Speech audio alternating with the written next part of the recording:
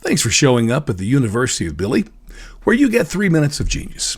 And so for the next few days, I'm going to be on one subject. And the subject is, I realize that it may not seem as sexy to you as it is to me, but it's government spending.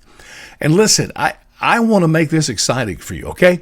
I want you to be turned on by this. I'm going to give you information that's going to leave your tongues hanging out, your eyes wide open, your jaw dropping. There's going to be screams of, well, maybe not ecstasy, but at least we're going to be pulling the sheets back on the naked truth of politics and government, and specifically government spending. The Democrats always say, you know what, if we can save just one life. I hate it when they do that.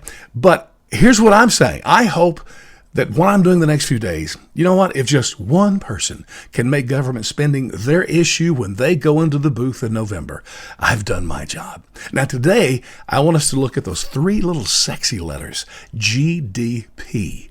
That stands for Gross Domestic Product. It's simply the total spending that is done in our economy. And it comes from three sources: consumers, that's you and me, also business, and thirdly, government. And so the issue here is the government spending. Because see, here's what makes it an issue. Whatever they spend is our money. So they're taking money from us to spend it. Well, honestly, I'd rather keep my money. Now, I always say this. I am for government. I am for paying taxes. I want to give them some of my money so they can function and protect all of us and do what's best for the common good, okay? Got that.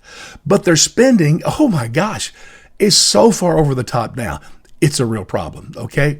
Do you realize that in 2020, government's going to spend 37% of all money spent? That's 37% that we're not going to have. That's my point. They get their money from us. I'm amazed that when people talk about free healthcare, free, tuition, whatever, because the government's going to pay for it, that money comes from us, folks. They just take a bigger piece of the pie when it should be ours. 37%. That doesn't even count the stimulus that we went through with the coronavirus. It's just incredible. Now, sad reality is, in our 2020 election, the presidential race, Trump or Biden, flip a coin.